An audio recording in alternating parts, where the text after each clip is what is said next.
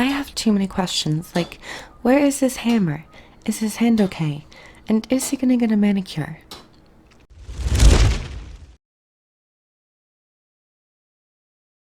Hello everyone, and welcome back to another Elite Specialization video.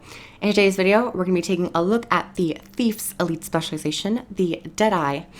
This is going to be an overview of how I've been playing the spec and how I have been enjoying myself. Just as a quick summary, this is a build focusing on the rifle and long-range power damage. So this is not a condition spec. I know condition specs, especially for the Thief and the Daredevil, is extremely powerful, especially in a raid scenario, but I've just been having so much fun with the rifle, and I couldn't resist making a video about the Deadeye with the rifle. So without further ado, let's transition over to the equipment and the traits that I'm taking. For the equipment, the optimal build will probably be Ascended Berserker Armor. However, I am currently in Exotic Berserker Armor, with the exception of this random pistol, which has power, toughness, and vitality. I guess a little bit extra survivability. Thankfully, I have Ascended accessories, rings, and amulets. I just have the armor to work on, but that will take a while. Moving on to the specializations themselves, I'm taking Shadow Arts, Deadly Arts, and of course the Deadeye. So for the Shadow Arts, I'm taking Last Refuge for some stealth. And you might notice that there's a lot of stealth play with this build. Next, I'm taking Hidden Thief, which means that your stealth has increased duration and you also move a little quicker. And finally, Shadow's Rejuvenation for some extra survivability with healing while stealthed. Next up, we have Deadly Arts. I'm taking Mug for some extra damage and healing on Steel. And with the Deadeye, you steal quite often. Next, I'm taking Revealed Training to play more with the stealth and the revealed stages. And finally, for Deadly Arts, I'm taking Executioner, which means I just do more damage when a target is at 50% or lower. And finally, we have the Deadeye. I'm taking Revealed Malice for some extra might, some more damage, and a little bit more malice. Next, I'm taking Silent Scope for increased critical chance, and of course, the stealth application. And finally, I'm taking Maleficent 7. You get increased mal stacks, the time that they're applied is reduced, and you get a quite nifty heal when you are at max stacks of malice. So overall, just a little bit extra survivability with a Deadeye. And being a thief and all, you're fairly squishy, so keep that in mind when you are fighting enemies. Now that we have covered the equipment and the traits, let's move on to the weapons and utilities I'm taking. I'm going to try to make this fairly short. We're going to start in the base rifle. We have the auto attack, brutal aim, applies vulnerability, pretty simple. Next, we have Skirmisher's Shot, which applies cripple and grants the Deadeye swiftness. Thirdly, we have Double Tap, which fires 2 bullets and grants 3 stacks of might. Fourth, we have Death's Retreat, which is a nice skill to use if you are up close and personal and you want to gain some distance. Also, the added poison is nice. However, this isn't a condition build, so it doesn't affect this too much. Nice, but not crucial. Moving on to the kneeling stage, we have Deadly Aim, which increases the vulnerability stacks on your marked target. Next, for the second skill, we have Spotter's Shot, which will now cripple and apply Immobilize. Thirdly, 3-round Burst, which now fires 3 shots instead of 2. And for the harder hitting damage ability on the rifle, we have Death's Judgment, which will do increased damage per stack of malice that the Deadeye has. Overall, you want to try to use this when you are close to max stacks. Ideally, you want to use this when you're at full, but if you're just fighting random mobs out in the desert, you might not want to wait super long because you might want to just burst them down and kill them. So, just be aware of how many stacks of malice you have. Moving on to the utility skills, I have Malicious Restoration. I'm using this for the extra malice stacks the total malice stacks that I have with the trait.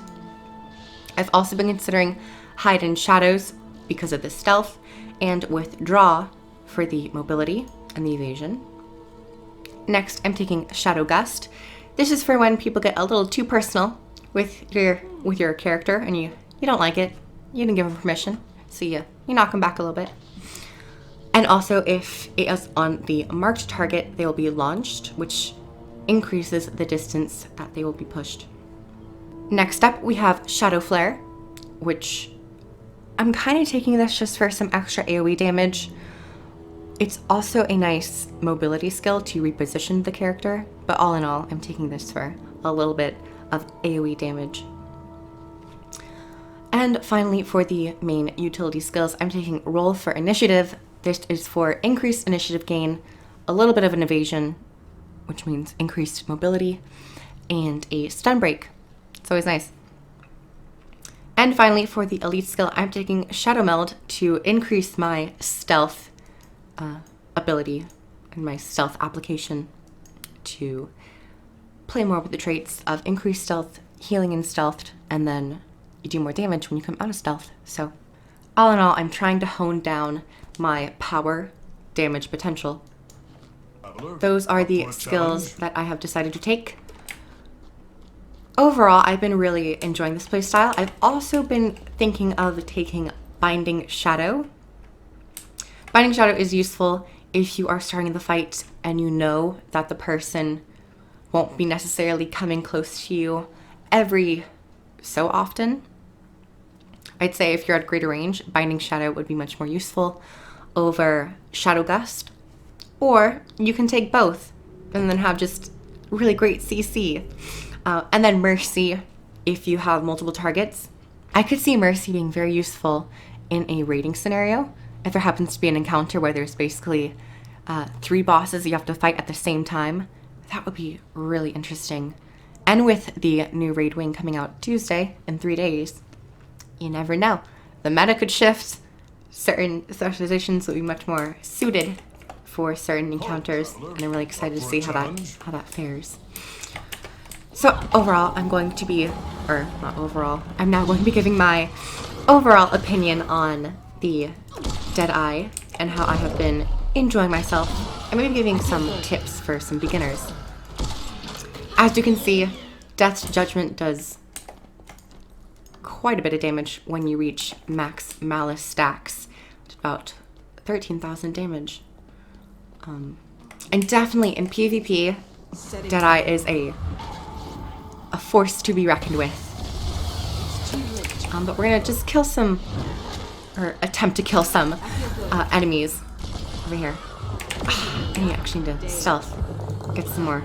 Oh, damn it. You got me out of stealth. How dare you? No. No. I actually might not. I must preface, I'm not the best thief player in the world. And I definitely have been in need of practice. Need to mark the target, deal some more damage, and then stealth. Actually, I'm in stealth. That was weird. Okay. Anyway, gonna kill this Forgotten Priest. And as you can see, I'm trying to keep my distance because it kind of suits the Deadeye theme and its playstyle. And you have these ranged abilities, so you might as well try to attack at maximum range. And overall, I would say for beginners, the Deadeye is quite a tricky elite specialization to play and to master. I would definitely say you shouldn't feel disheartened if you don't feel like you're the best. Oh, I gotta heal. I'm definitely taking a lot of damage here, but also coming out quite a bit of damage. So about 2 or 3 deaths, judgment, and that mob was killed. But going back to what I was saying for beginners, I would not be disheartened at all if you find it difficult to play the Deadeye right off the bat. It's definitely taking me some days and some weeks to get used to the play style of the Deadeye. And overall, I'm not the best at the Deadeye at all. I'm still practicing, and as you might notice, having a bit of difficulty when it comes to surviving.